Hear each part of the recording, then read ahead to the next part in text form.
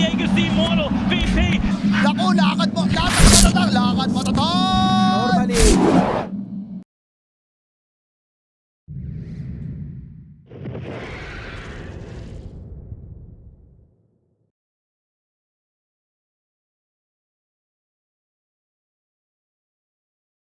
not ahead of the Lycan in CS, so you're still seeing what you want, despite costing more regen here for the side of Team Spirit.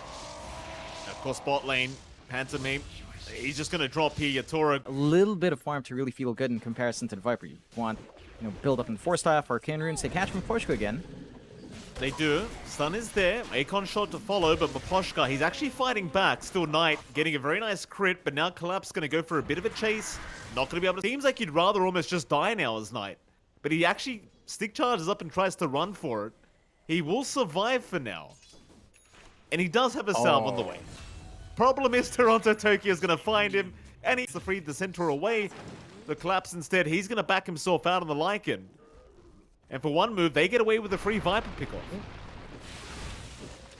Meanwhile, this Alk in a bit of trouble, but instead they'll go after the Oracle. Melajul going to try and fight back. Eventually, we'll pick up Mirror anyway. Able to contest in Team Spirit side, so you might have taken back your top jungle, but you're going to lose that triangle if you're not careful.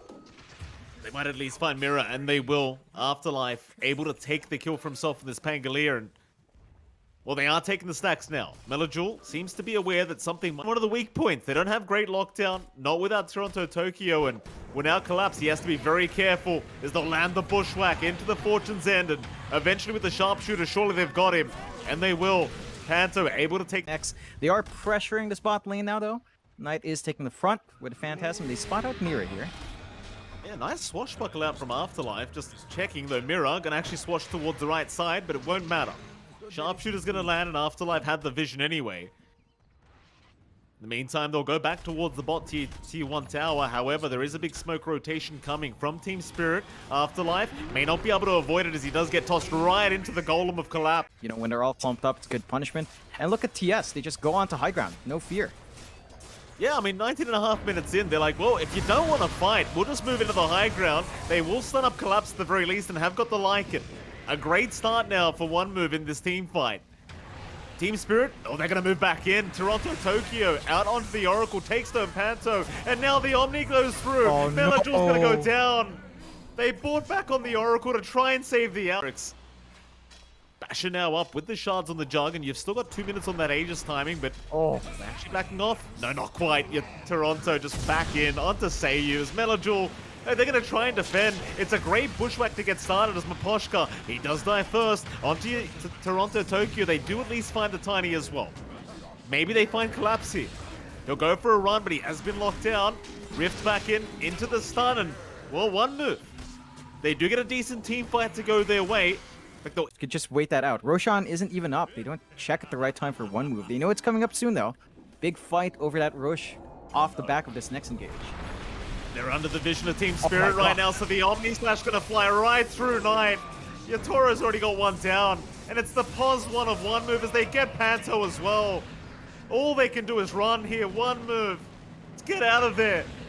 Afterlife, he'll keep holding them back, but Collapse wants to go for a bit of a chase as now they jump in with Toronto, with the tree volley, with the tree throw. There's just trees. Fortune's End route, maybe? It still feels like you lack damage there. Knight, he's forced to pop that BKB very early on. They might at least find Toronto out of this, and they do. Turax is down, but they'll keep trying to punish his Maposhka. He's going to TP out with the Ghost Scepter and be just fine. Still, the chase continues as Afterlife. He does have Rolling Thunder in about 5 seconds. They can at least find somebody. Well, Collapse, he's going to get caught out here on the Lycan, so they do get another. Very nice kind of punish. And off the tier 2 still stands, so no high ground threat, but Toronto Tokyo doesn't want to give it away here. Well, he's going to be quick, John. Roshan's already almost down. They're going to keep going for this, and eventually we'll have it as Toronto. He couldn't blink in time, but he gets the tree volley out. It's actually a fair bit of damage as Panto. He's going to go down on the Oracle, and there goes Knight. Melajul, do you really want to stick around? I don't think it's a good idea right now, because Omni's up in 3 seconds. Mirror's in. Avalanche not going to connect, though. Mira gonna stun himself this time. Melajor, he'll throw another stun out. The sharpshooter's there. Now the Rolling Thunder. They're locked down for a while here. Yatoro will get the spin off in time. He's got the Omni ready to go. In fact, no, he already committed it. Never mind. He's trying to fight the old-fashioned way with the right clicks, and they've got him. The Alchemist gone for the first life. His Afterlife is forced to run away from Collapse, but now you leave the Arc to die. Melajor will do just that. He will go down, and so will Panto. Dying back on the Oracle's Collapse. He'll keep chasing Afterlife. They've got the spin back up. They could just move in for the final racks. See if they can get it done, though. Bushwhack will hold down Yatoro. He's still fine though to go for an Omni Slash and just get rid of Afterlife immediately. The creeps will get rid of the racks. At least not all of it yet. Melajor will try and move in with the stun out, but it does nothing. Keep in mind, Afterlife brought back. Trying to defend this high ground, but with the HP of the melee barracks, there's just no chance of that happening now, surely. And it won't. Nice spin out, stun out, Melajor in trouble again. Will have the false promise to help him out, but they are getting plenty of damage off here on Melajor. So he'll back off with the Chemical Rage for now, but instead they've got Afterlife. A dieback immediately from the Pango, and they call it. They've had enough. GG's call, one move. It's an interesting kind of draft, John, and I believe it was Lizard again who did say that it felt like they were trying to cheese Team Spirit here with the Alchemist. It just didn't work out. Like, it felt way too greedy, and it felt like they were just lacking way too much team fight.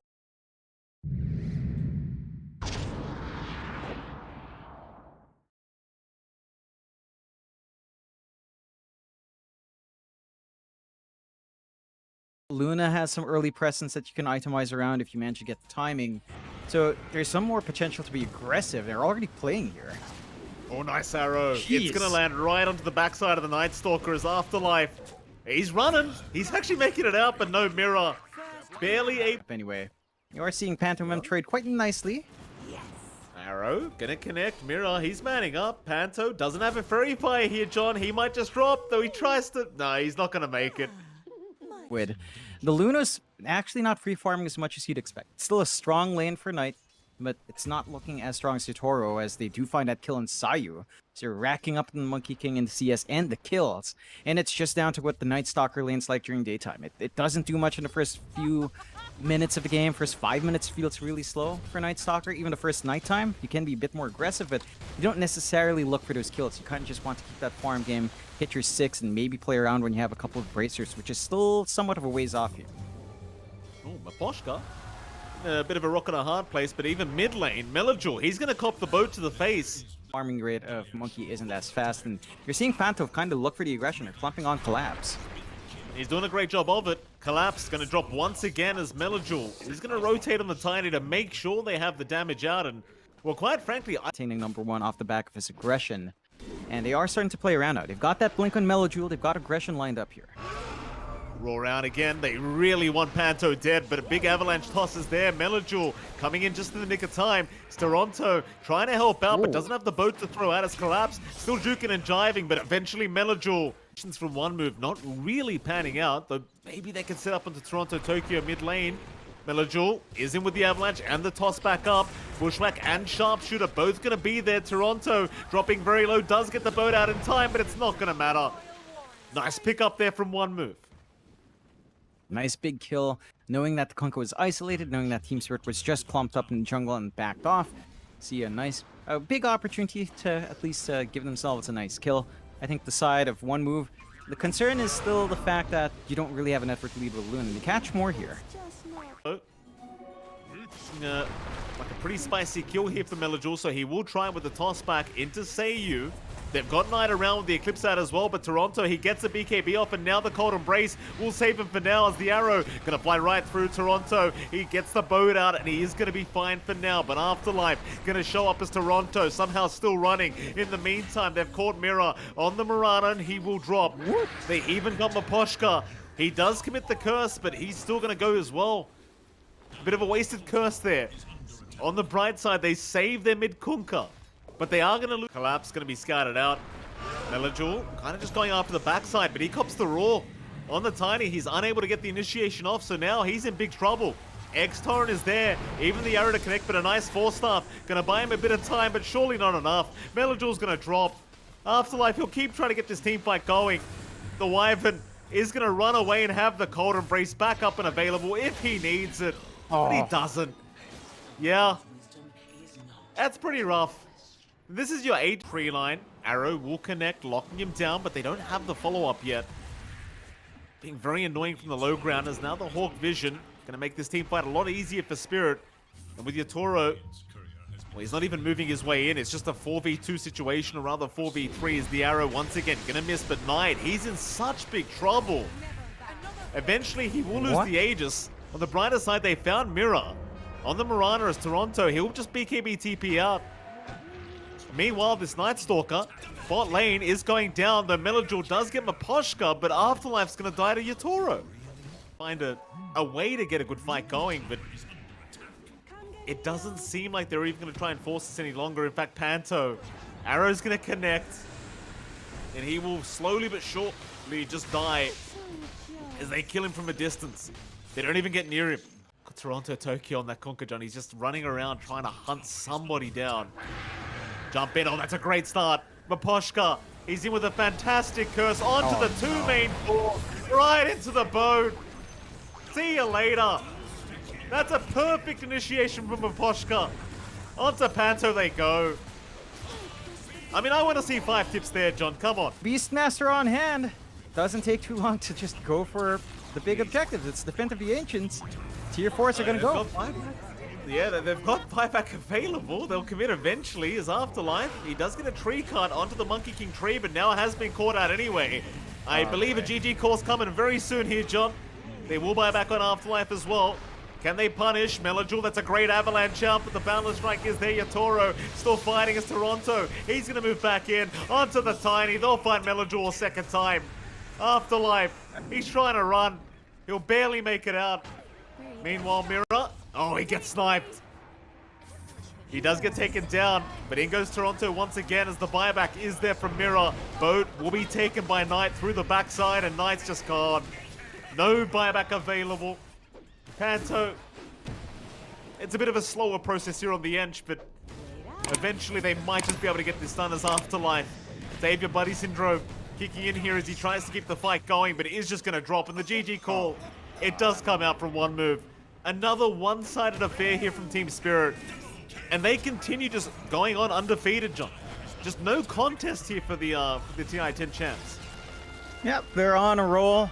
Not a single game drop, not a single series drop, and they play extraordinarily well in a series. There were a couple of ideas there for one move. Again, back to the panelist points, right? This draft.